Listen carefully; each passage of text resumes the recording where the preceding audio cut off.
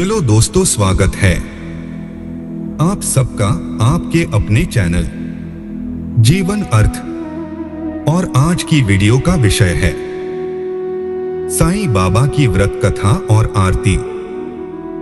और प्लीज आप वीडियो को लाइक, शेयर और चैनल को सब्सक्राइब जरूर करें ताकि हम आपके लिए नई नई ज्ञान की अनमोल सुविचार वाली वीडियो बनाते रहे।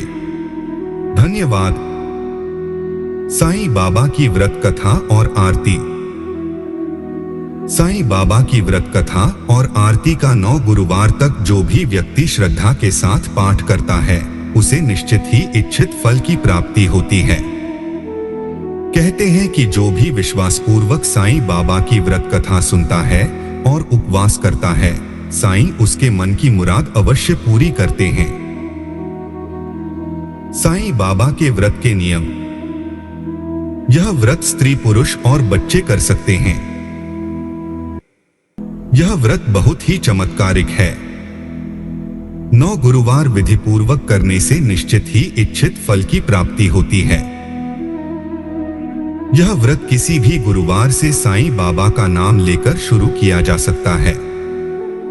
जिस कार्य के लिए व्रत किया गया हो उसके लिए साईं बाबा से सच्चे हृदय से प्रार्थना करनी चाहिए। सुबह या शाम को किसी भी आसन पर नीला कपड़ा बिछाकर साईं बाबा का चित्र रखकर स्वच्छ पानी से पोंछकर चंदन या कुमकुम का तिलक लगाना चाहिए। अगरबत्ती और दीपक जलाकर साईं बाबा की व्रत कथा पढ़नी चाहिए और साईं बाबा का स्मरण करना चाहिए तथा प्रसाद बांटना चाहिए। प्रसाद में कोई फलाहार या मिठाई बांटी जा सकती है। यह व्रत फलाहार लेकर किया जा सकता है अथवा एक समय भोजन करके किया जा सकता है। बिल्कुल भूखे रहकर उपवास न करें। 9 गुरुवार को हो सके तो साईं बाबा के मंदिर जाकर दर्शन करें। बाबा के मंदिर में न जा पाए तो नजदीक मंदिर न हो तो घर पर ही श्रद्धापूर्वक साईं बाबा की पूजा की जा सकती है। गांव से बाहर जाना हो तो इस व्रत को चालू रखा जा सकता है।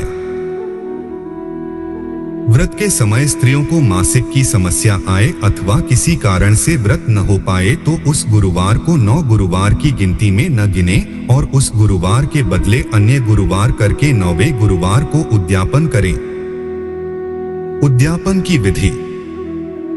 9वें गुरुवार को उद्यापन करना चाहिए। इसमें 5 गरीबों को भोजन कराएं। भोजन अपनी यथाशक्ति से देना या करवाना चाहिए। साईं बाबा जीवन अर्थ। बाबा की महिमा एवं व्रत का प्रचार करने के लिए अपने संबंधी या पड़ोसियों को इस वेब पन्ने का लिंक यथाशक्ति भेजें। इस तरह व्रत का उद्यापन किया जाए। उपरोक्त विधि से व्रत एवं उद्यापन करने से निश्चित ही आपकी मनोकामना पूर्ण होगी, ऐसा साईं भक्तों का विश्वास है। श्री साईं बाबा की व्रत कथा। किरण बहन और उनके पति किशन भाई एक शहर में रहते थे। वैसे तो दोनों का एक दूसरे के प्रति गहरा प्रेम भाव था, परंतु किशन भाई का स्वरूप झगड़ालू था। पड़ोसी पड़ोसी भी उनके स्वभाव से परेशान थे, लेकिन किरण बहन धार्मिक स्वभाव की थी, भगवान पर विश्वास रखती एवं बिना कुछ कहे सब कुछ सह लेती थी। धीरे धीरे उनके पति का रोजगार ठप हो गया, कुछ भी कमाई न होती थी। अब किशन भाई दिन भर घर पर ही रहते। घर में पड़े पड़े उनका स्वभाव चिड़चिड़ा हो गया। एक दिन दोपहर को एक वृद्ध दरवाजे पर आकर खड़ा हो गया। चेहरे पर गजब का तेज था। आकर वृद्ध ने दाल चावल की मांग की। किरण बहन ने दाल चावल दिए और दोनों हाथों से उस वृद्ध को नमस्कार किया। वृद्ध ने कहा, साईं सुखी रखे। किरण बहन ने कहा कि महाराज सुख किस्मत में नहीं है, फिर मिलेगा कैसे? ऐसा कहकर उन्होंने अपने दुखी जीवन का वर्णन किया। वृद्ध ने श्री साईं बाबा की व्रत कथा के बारे में बताते हुए कहा, 9 गुरुवार फलाहार या एक समय का भोजन करना। हो सके तो बेटा साईं मंदिर जाना, घर पर साईं बाबा की 9 गुरुवार पूजा करना, साईं व्रत करना, आरती पढ़ना और विधिपूर्वक उद्यापन करना। भूखे को भोजन देना। साईं व्रत के बारे में लोगों को यथाशक्ति बताना। इस तरह साईं व्रत का प्रचार करना। साईं बाबा तेरी सभी मनोकामना पूर्ण करेंगे। यह व्रत कलयुग में बड़ा चमत्कारिक है।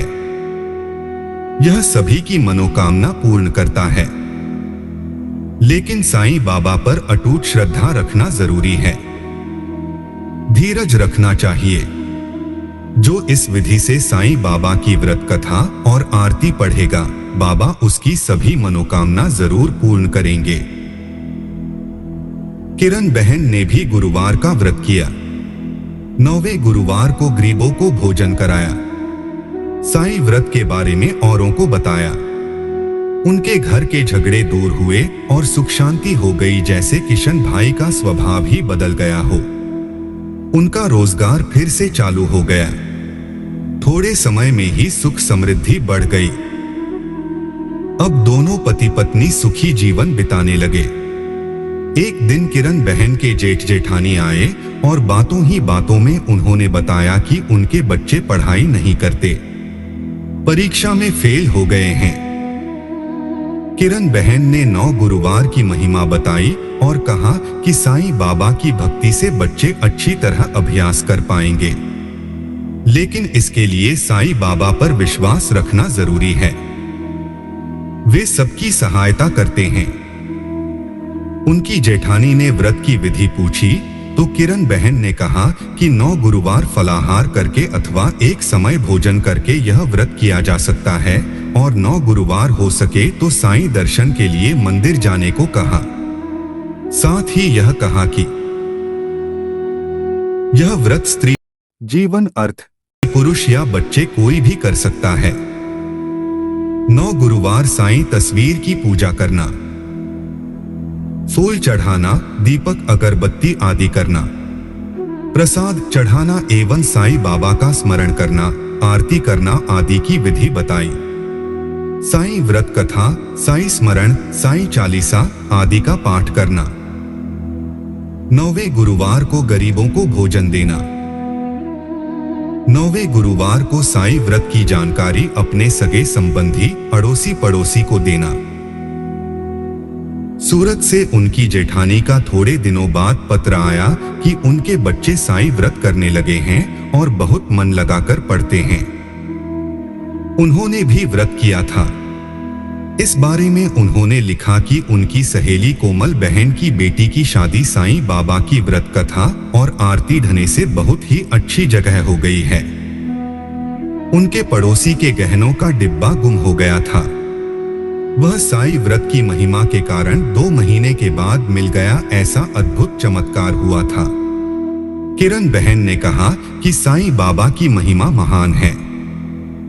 यह जान लिया था कि साईं बाबा जैसे आप लोगों पर प्रसन्न होते हैं, वैसे हम पर भी होना।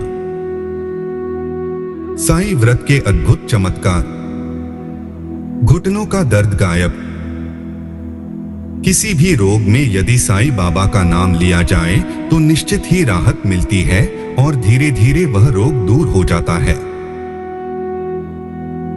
पानू भाई के घुटने में दर्द होता था। कुछ दिनों पहले फ्रैक्चर हुआ था, जिसके कारण हड्डी के कुछ कण अलग हो गए थे और वह घुटने में चुभते थे। डॉक्टर ने ऑपरेशन करने के लिए कहा था, लेकिन पानू भाई ने नहीं करवाया और थोड़े दिनों में ही अच्छे हो गए और फिर अचानक दर्द फिर से शुरू हुआ। 6 दिन तक एक कदम भी चलने की हिम्मत न थी, दर्द भी असहनीय था। पर पानू भाई के लिए जाना असंभव था। पैर के दर्द के कारण उन्होंने हंगामा मचा रखा था। पानू भाई की साईं बाबा पर श्रद्धा थी, उपवास भी कर लेते थे, लेकिन कभी विधिपूर्वक साईं बाबा की व्रत कथा और आरती नहीं की थी। एक संबंधी ने 9 गुरुवार की महिमा बताई। उनकी भी 9 गुरुवार करने की इच्छा हुई। वे हिम्मत पूर्वक स्कूटर पर बैठकर साईं बाबा के मंदिर गए और जाकर प्रार्थना की कि मुझे भी शिरडी जाना है।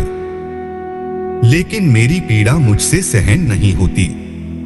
9 गुरुवार का व्रत विधिपूर्वक करके उद्यापन करूंगा। पानु भाई ने ऐसा चमत्कार जीवन में कभी न देखा था। मंदिर के बाहर आते ही उनका दर्द गायब हो गया।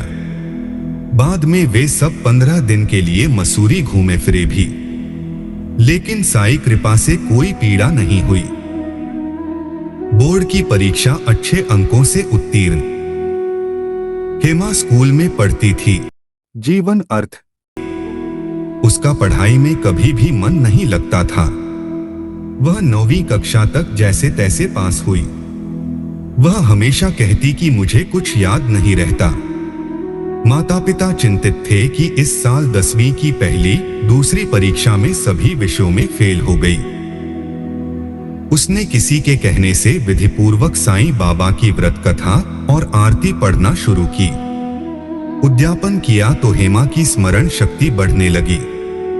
जो शिक्षक उसकी बुराई करते थे वे उसकी तारीफ करने लगे। साईं बाबा के चमत्कार से बोर्ड की परीक्षा में 85% अंक आए और फिर उसने 11वीं में साइंस विषय लिया। गठिया रोग छूमंतर। कांता के कान में दर्द रहने के कारण उसे कम सुनाई देने की तकलीफ शुरू हुई। विशेषज्ञ डॉक्टर को दिखाया गया। डॉक्टर ने कहा ऑपरेशन करना बहुत जरूरी है और बायोप्सी भी करनी पड़ेगी। ऐसा सुन लोग घबरा गए। डॉक्टर ने 15 दिन बाद के लिए ऑपरेशन की तारीख दी। इसी समय में कांता ने जिद की कि 9 गुरुवार पूरे होने पर उद्यापन के बाद ही ऑपरेशन करवाऊंगी। 9वें गुरुवार को गरीबों को भोजन खिलाया। साईं व्रत की पुस्तकें भेंट दी और अस्पताल गए तो सभी टेस्ट नॉर्मल आए। गठिया गायब हो गई थी। डॉक्टर ने कहा कि कुछ भी नहीं है, सब तरह से ठीक है। साईं बाबा के प्रति कांता का विश्वास और बढ़ गया। भयंकर घात से बच गए। मुन्ना भाई की पत्नी को हमेशा कब्ज की शिकायत रहती थी। कभी कभी वे हरड़ को गर्म पानी के साथ ले लेती। एक दिन हरड़ खाकर जैसे ही गर्म पानी पिया, गिलास का कांच टूट गया। शायद कांच पेट में ही चला गया है। उन्हें शंका हुई। सबने दूर तक टुकड़े को ढूंढा पर वह न मिला। 2 घंटे के बाद खाना पकाने के साथ खून आ गया। खून बंद ही नहीं हो रहा था। मुन्ना भाई की पत्नी बेहोश जैसी हो गई। मुन्ना भाई साईं बाबा के सामने दीपक जलाकर प्रार्थना करने लगे कि मेरी पत्नी का खून बहना बंद नहीं हो रहा। खून काफी बह चुका है। यदि खून आना बंद हो जाएगा और मेरी पत्नी बच जाएगी तो मैं 9 गुरुवार का व्रत विधिपूर्वक करूंगा और साईं बाबा की व्रत कथा नियमित तौर पर पढ़ूंगा। थोड़ी देर में पखाने के साथ कांच बाहर आ गया। खून बहना बंद हो गया। रात को ही वह पत्नी को अस्पताल ले गया। डॉक्टर ने टेस्ट किए। उसने बताया कि अंदर चोट नहीं पहुंची है, वरना जान को खतरा हो सकता था। कमजोरी है, वह धीरे धीरे दूर हो जाएगी। उसके जीवन अर्थ के बाद उनके घर के शुभ प्रसंग में मुन्ना भाई की पत्नी ने नृत्य किया। इसी प्रकार के अनेकों चमत्कार साईं कृपा से लोगों को आज भी लाभ पहुंचा रहे हैं। केवल भक्ति की और विश्वास बनाए रखने की आवश्यकता है। श्री साईं बाबा के 11 वचन। जो शिरडी में आएगा आफत दूर भगाएगा। चढ़े समाधि की सीढ़ी पर पैर तले दुख की पीढ़ी पर। त्याग शरीर चला जाऊंगा, भक्त हेतु दौड़ा आऊंगा। मन में रखना दृढ़ विश्वास, करे समाधि पूरी आस। मुझे सदा जीवित ही जानो, अनुभव करो सत्य पहचानो। मेरी शरण आ खाली जाए, वो तो कोई मुझे बताए। जैसा भाव रहा जिस जन का, वैसा रूप हुआ मेरे मन का। भार तुम्हारा मुझ पर होगा, वचन न मेरा झूठा होगा। असहायता लो भरपूर, जो मांगा वह नहीं है दूर। मुझ में लीन वचन मन काया, उसका ऋण न कभी चुकाया। धन्य धन्य वह भक्त अनन्य, मेरी शरण जिसे न अन्य। दोस्तों, वीडियो को लाइक, शेयर और चैनल को सब्सक्राइब जरूर करें। मिलते हैं जीवन अर्थ की नई वीडियो के साथ। धन्यवाद। जीवन अर्थ आपको विश्व स्तर से संग्रहित ज्ञान की अनमोल सुविचार जानकारी हिंदी में प्रदान करता है। इन सुविचारों से हम इंसान में सोचने के नजरिए और जीवन जीने के ढंग में सुधार लाने का प्रयास कर रहे हैं। महत्वपूर्ण, हमारे वीडियो उपयोगी जानकारी प्रदान कराते हैं। ये सलाह का विकल्प नहीं है। किसी भी परिस्थिति में निर्णय लेते समय हमेशा कृपया अपने विवेक से काम लेना चाहिए। धन्यवाद।